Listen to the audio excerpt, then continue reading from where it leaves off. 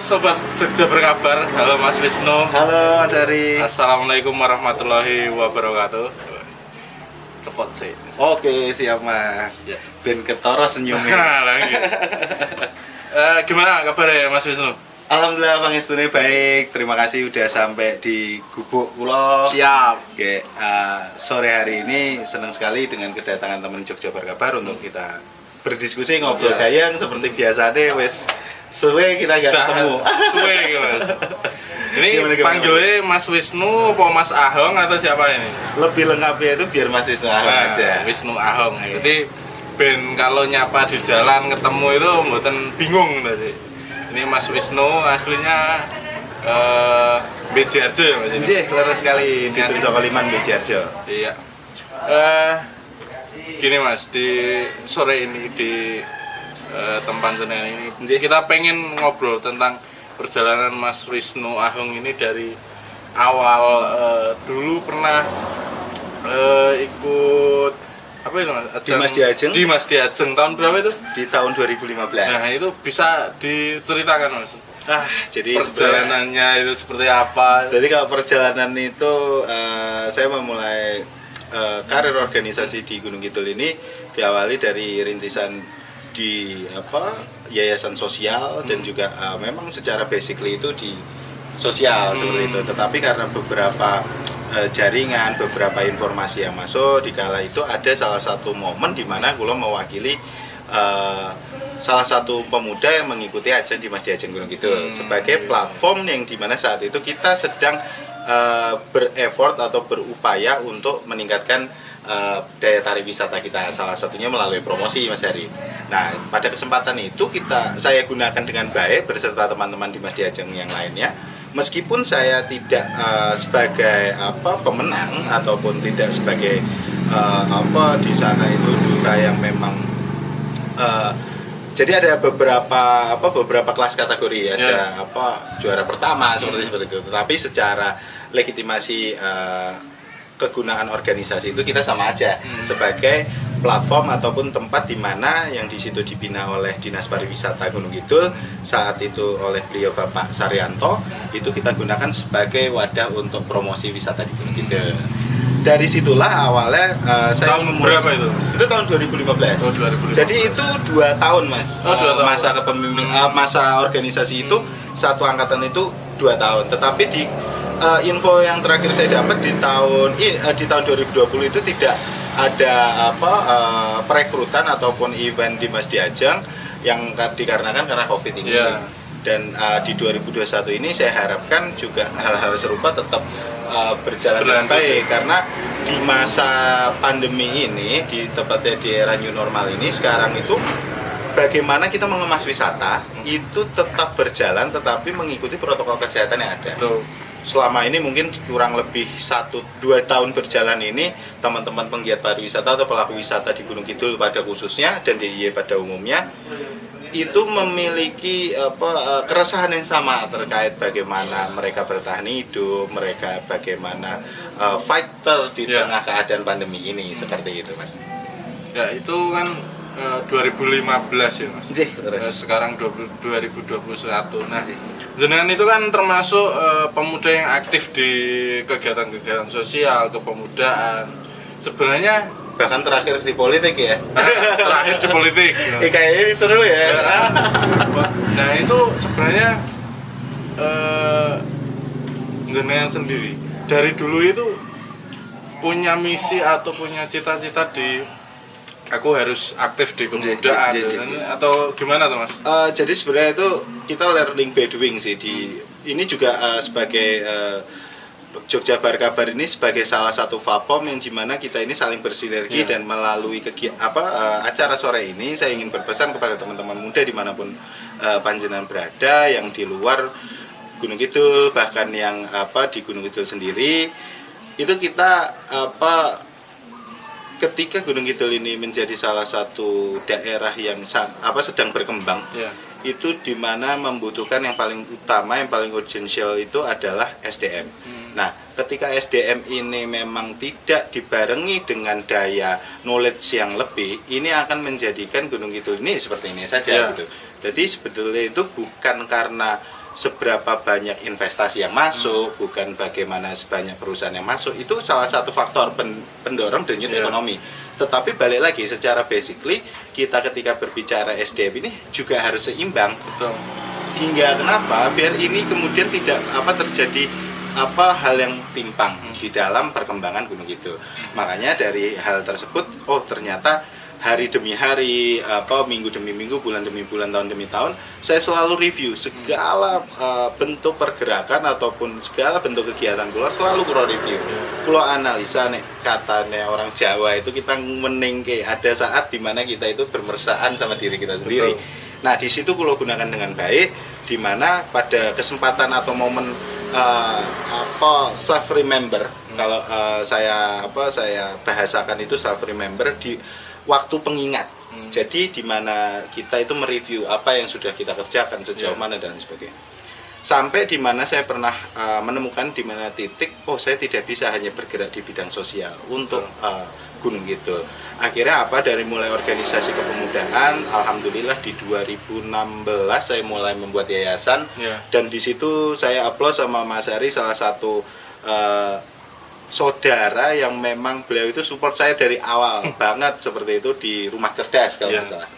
Dan Rumah Cerdas ini saya mengangkat isu di mana media ataupun platform yang saya gunakan ini sebagai tamparan keras bagi Gunung Kidul pada khususnya, terutama di dunia pendidikan ataupun literasi. Nah, apa yang saya kembangkan di Rumah Cerdas ini yaitu pendidikan karakter, yang dimana saat itu saya mendengungkan bahwa pendidikan dunia pendidikan di Gunung Kidul itu tidak jauh dari tertinggal, dengan SDM yang tidak memadai, angka putus sekolah yang tinggi dan lain sebagainya, hal-hal negatif lah. Akhirnya saya menyuarakan keluh kesah saya dari desa ke desa, dari dusun ke dusun. Alhamdulillah tidak perlu waktu lama, di sekitar 2017 akhir saya bisa menemukan relasi banyak di seluruh Indonesia dan akhirnya menjadi acuan program di Indonesia. Nah, itu yang salah satu momen di mana saya tidak pernah akan lupa, dari mulai kita membeli memfotokopi saja untuk wadah mewarnai anak-anak saat itu kita tidak bisa. Sampai akhirnya alhamdulillah perjalanan demi perjalanan kita lalui di Rumah Cerdas ini kita bisa lalui seperti apa yang sudah teman-teman lihat di platform berita Google, bisa dicek sendiri-sendiri seperti itu, Mas Heri. Nah, perlu diketahui buat Sobat Jogja Berkabar, ini sebenarnya Mas Wisnu Ahung ini umurnya itu masih muda. Jujur Mas, umurnya berapa sekarang? 25 tahun. 25 tahun. Aku kalah 6 Mas. Jadi di usia muda ini dia mempunyai visi atau misi untuk memajukan wilayahnya, yaitu Gunung Kidul, dari berbagai cara ya. Dari mulai sosial, dari mulai organisasi sampai sekarang itu kebetulan di 3 tahunan yang lalu saya bergelut di bidang politik seperti itu. Politik Mas, kan banyak ya. Politik itu kan identik dengan orang tua, pokoknya yang berbau sepuh dan lain-lain. Untuk memunculkan aku pengen masuk ke politik gitu. Awal mulanya seperti apa, Mas? Jadi kok sebenarnya bisa ini sampai kepikiran sampai situ? Satu rangkaian sebenarnya tidak bisa datang secara tiba-tiba, karena saya paham betul kondisi saya, keluarga, bahkan relasi, karena saya di Gunung Kidul ini kan hanya tinggal bersama ibu dan juga ketika saya seorang anak tani, ditinggal bapak dari 8 tahun, artinya di Gunung Kidul ini cara saya itu hanya dengan pikiran. Ketika saya mungkin anaknya salah satu tokoh atau salah satu saudagar atau juragan dan lain sebagainya, itu akan mudah untuk membranding saya secara latar belakang keluarga seperti itu. Nah, berawal dari kegiatan saya yang saya rintis benar-benar pure untuk Gunung Kidul sejak 2015 ini, karena saya sudah hampir 4 kali itu pergi meninggalkan Gunung Kidul, Mas Ari. Tetapi secara ruh atau mungkin pesan leluhur seperti itu, karena saya sering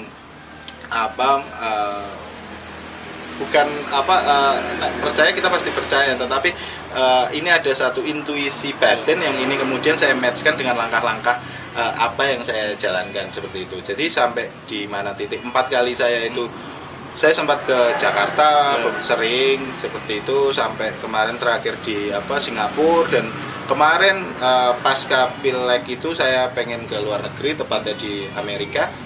Sampai saya pulang lagi gitu. Dan okay, I'm fine, this my part gitu kan. Nah, itu di situ dimana saya menemukan itu. Nah, jadi dari latar belakang itu, dan kemudian di 2017 pertengahan sekitar bulan Agustus, saya mendapatkan informasi dari salah satu rekanan kita, itu ada namanya kegiatan Akademi Bela Negara. Nah, berawal dari Akademi Bela Negara ini, saya kira ini karena saya basically bukan pemuda yang mengenyam pendidikan tinggi saat itu, tetapi saya hanya lulusan SMK. Saya kira program itu adalah program kuliah D3 minimal kan, seperti wah ini kuliah gratis ini di Jakarta dan lain sebagainya. Akhirnya saya ke Jakarta melengkapi persyaratan dan lain sebagainya. Ternyata sampai di sana saya mendapatkan satu momen yang dimana itu di luar ekspektasi saya, yaitu di sana sekolah pengkaderan untuk salah satu parpol. Nah, ketika seperti itu saya tidak clear, maksudnya tidak clear itu saya tidak sampai selesai, karena di situ kalau nggak salah 4 bulan. 4 bulan, tapi saya di 2 bulan berjalan itu saya sudah pulang ke Gunung Kidul. Karena apa? Karena saya basically memang bukan seorang politisi, saya tidak pernah bermimpi untuk menjadi seorang dewan dan lain sebagainya, berhubungan jabatan politis. Saya bingung di Jakarta itu, karena teman-teman saya anaknya bupati, mereka ini orang-orang tinggi yang di situ memegang jabatan strategis di kota atau kabupaten masing-masing.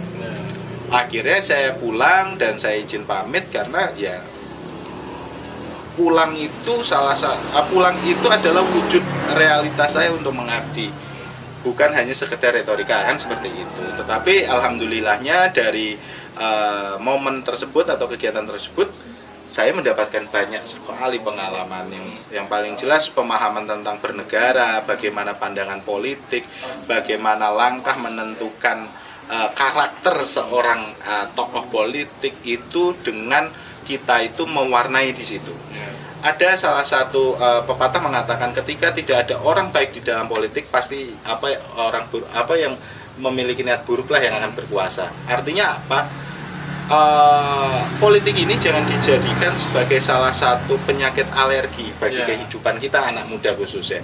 Tetapi di mana kita yang muda dengan jangka waktu yang cukup relatif lama, dreams-nya itu masih panjang, itu kita bergiat di situ. Meskipun misalkan contoh kayak saya kemarin, ketika saya maju di legislatif, tepatnya di daerah pilihan 3, saya juga tidak serta-merta langsung duduk, karena berbagai faktor tentunya. Dan apakah kemudian di situ membuat saya patah arang? Tidak. Karena apa? Sesuatu hal yang sering diajarkan beberapa relasi itu, politik itu bukan tempat di mana kamu hanya jadi dewan, hanya jadi bupati, tetapi politik ini adalah cara, dan cara ini bagaimana tergantung kamu. Nah, ibaratnya tukang pahat ini kayunya mahoni, jati dan lain sebagainya, asalkan skill kamu ini mumpuni, godong aja bisa kamu sulap menjadi wayang misalnya seperti itu. Nah, hal-hal seperti itu yang saya jadi effort atau semangat kita khususnya untuk teman-teman muda. Dan insya Allah di tahun depan ini kita lagi saya pribadi ingin rilis buku, Mas Ari. Mungkin nanti teman-teman Jogja Berkabar bisa datang juga untuk kita bedah buku bareng-bareng. Itu tentang bagaimana kita memperspektifkan arah pandang politik teman-teman muda, khususnya di Gunung Kidul. Karena saya lihat dinamika politisi muda di Gunung Kidul, entah dari mulai dukuh tataran terendah sampai tingkat di DPR, itu sangat minim. Nah, harapannya juga dengan adanya buku ini, saya sedikit bisa memberikan cerita apa yang saya lakukan, meskipun tingkat kesuksesan yang saya resapi itu bukan hanya berada di materi dan di jabatan, tetapi pencapaian terbesar dalam diri saya itu ketika orang lain bisa termotivasi dengan apa yang saya lakukan. Seperti itu. Nah, Mas Ahung ini kan punya pengalaman banyak, terutama di pokoknya pekerjaan dan lain. Nah, akhirnya kemarin sempat terjun di politik walaupun mungkin belum waktunya.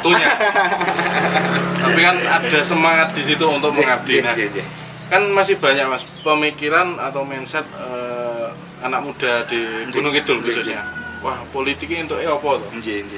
Nah, seperti apa ya merubah mindset yang sebenarnya mindset seperti itu biar agar politik di Gunung Kidul itu bisa lebih apa ya, anak-anak muda itu bisa lebih aware, lebih peduli. Seperti apa ya? Jadi sebenarnya sama aja sih, karena metodologi politik sejak Orde Baru itu sudah ditekankan kepada kita itu bahwa politik itu hanya di kalangan strata atas. Itu yang wajib kita pahami sebagai dasar pemikiran kita. Artinya apa? Tentunya ini hanya kerangka berpikir satu golongan ataupun suatu kelompok tertentu yang dimana mereka rindu kekuasaan. Ketika seseorang sudah berkuasa, pada umumnya mereka tidak akan melepaskan kekuasaan tersebut, tentunya dengan segala dinamika yang telah dirasakan, kan seperti itu Mas. Tetapi ketika kita teman-teman muda ini ingin berkecimpung di dalam dunia politik atau di dalam birokrasi bernegara, tentunya satu hal itu, yang paling penting itu bukan uang Mas Hari, tetapi niat. Inna a'malu biniat. Apapun segala sesuatu yang kita kerjakan, yang paling terpenting adalah niat. Nawa itu. Nah, ketika kita sudah berniat, untuk apa sih kita berpolitik? Nah, di situ menentukan langkah dan cara-cara kita. Apakah politik itu kejam, apakah politik itu culas, apakah politik, tergantung balik ke diri pribadinya masing-masing. Yang kedua, kita sebagai pemuda ini dijauhkan rasa berharap. Artinya apa? Ketika kita berharap itu sering di PHP kan? Betul. Dijanjikan ini itulah, kita lepas saja. Nanti tulus saja. Kita mau masuk ke partai politik, kita mau masuk di politik itu tujuannya satu, untuk mengabdi. Perkara itu diterima atau tidak, dipakai atau tidak, kita lepaskan saja. Karena apa? Alam yang akan menentukan, alam yang akan menjawab, dan waktu yang akan mengqualify seberapa jauh konsistensi diri kita. Nah, kalau apa yang tadi Mas Hari sebutkan itu sebenarnya itu kan pikiran-pikiran ortodoks dari para sesepuh kita, senioritas kita. Tetapi perlu diingat, Sustainability Development Goals atau yang sering kita sebut itu isu SDGs di Indonesia 100 tahun ini akan mengalami degradasi yang dinamakan itu Indonesia Emas. Nah, artinya apa? Teman-teman di usia 20 sampai 25 tahun ini harus well prepared. Well prepared untuk apa? Well prepared yang dimana nanti kita akan tetap bisa menjaga konsistensi ini untuk menyambut di mana dari mulai kepala daerah turun ke DPRD dan lain sebagainya. Ini adalah momen kita yang sekarang ini mereka itu di usia 20-25 tahun. Nah, ketika pengalaman mental, khususnya itu mental. Jadi hari ini yang saya rasakan sangat dilematis itu adalah degradasi moral. Kenapa kok saya sebut degradasi moral? Banyak anak-anak muda sekarang yang hanya duduk di tongkrongan hahaha megang HP. Maaf, boleh dikata ketika ada orang tua lewat tidak pernah nunggu dan lain sebagainya. It's nothing. Artinya apa? Apa yang diajarkan oleh orang tua kita terdahulu seperti budi pekerti, apa segala macam itu tidak bisa tersalurkan di teman-teman muda milenial hari ini. Karena apa? Nilai norma-norma moral yang ditanamkan sejak dulu itu sudah mulai hilang. Tentunya dengan era globalisasi, tentang mudahnya akses informasi. Nah, ini yang tentunya akan ada di mana kita ini mengalami dilematis tentang milenial seperti itu. Jadi sebenarnya ada sisi plus minusnya. Apapun yang kita kerjakan ketika kita berlebihan juga kita akan lebih buruk seperti itu. Tetapi ketika apapun yang kita kerjakan itu sesuai dengan ritme, dengan plot-plotan, nah itu pasti akan kita jauh lebih baik seperti itu. Nah, di era modernisasi seperti ini, era digital ya Mas. Pemanfaatan media digital itu untuk mengembangkan wilayah kita. Paling tidak di Kalurahan lah, tingkat Kalurahan atau kabupaten itu seperti apa tuh?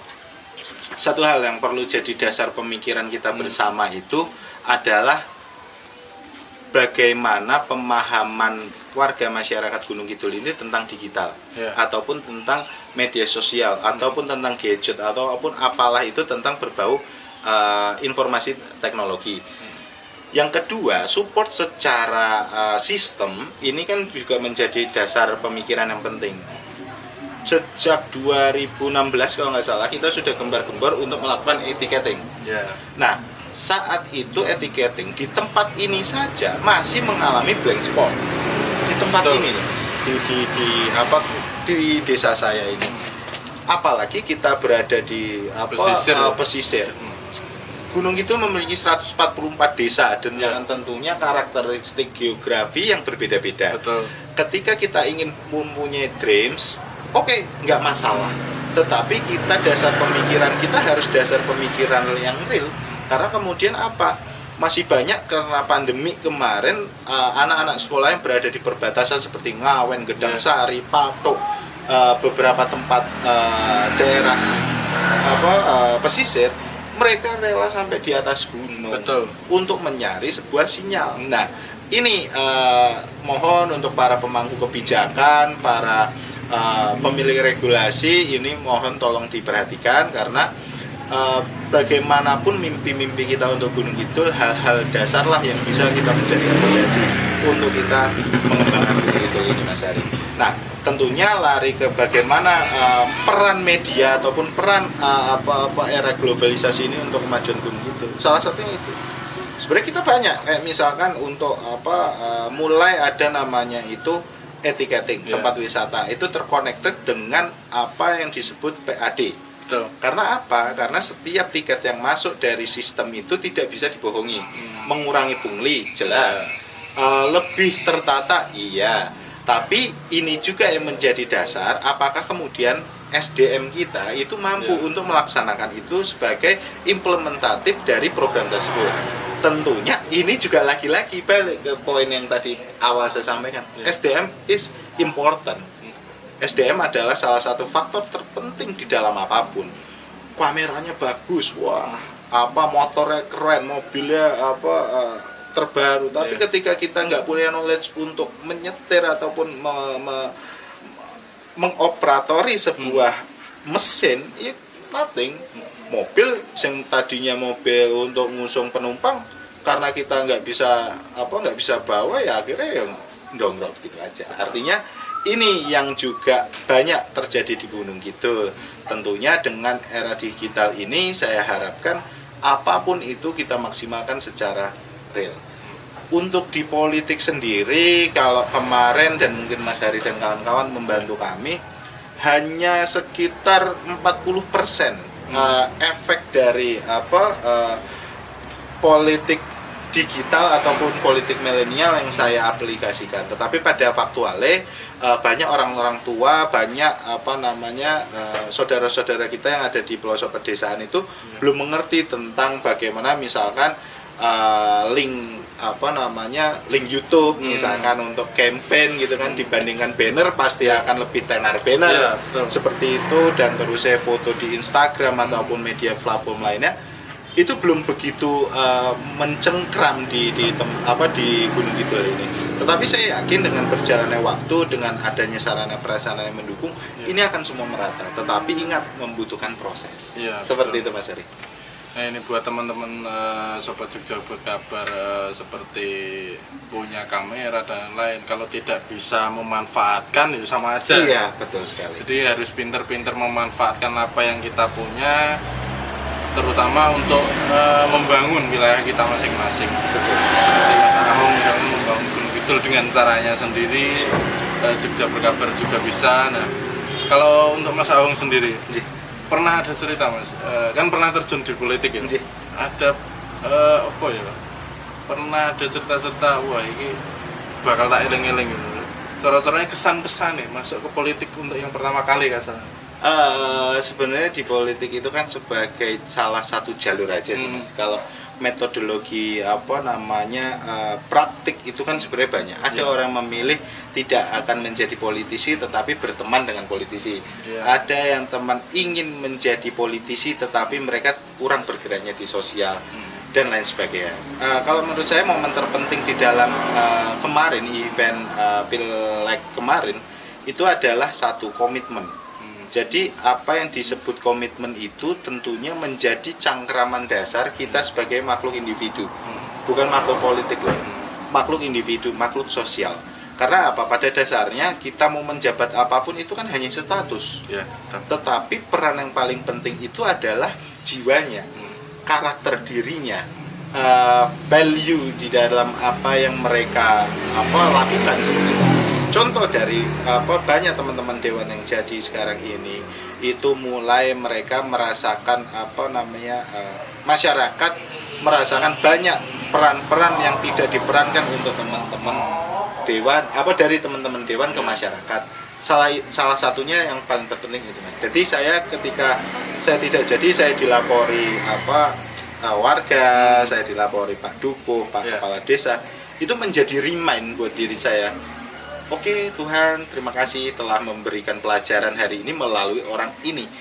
Once day saya bisa sampai di titik itu, tentunya saya bisa meminimalisir. Betul. Karena pada dasarnya manusia ini tempat salah, tempat dosa, tempat luput.